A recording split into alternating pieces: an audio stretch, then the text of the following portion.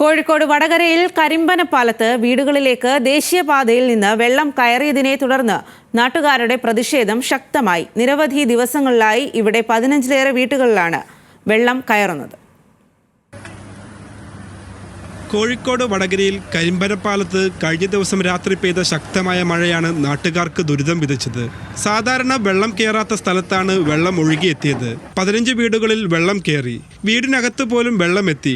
ഇതേ തുടർന്ന് നാട്ടുകാർ റോഡ് ഉപരോധിച്ചു. തുടർന്നാണ് കമ്പനി അധികൃതർ പരിഹാര ശ്രമം തുടങ്ങിയത്. 15ഓളം വീടുകളിൽ വീടിന്റെ ഉള്ളിൽ വെള്ളം കയറിയിട്ടാണുള്ളത്.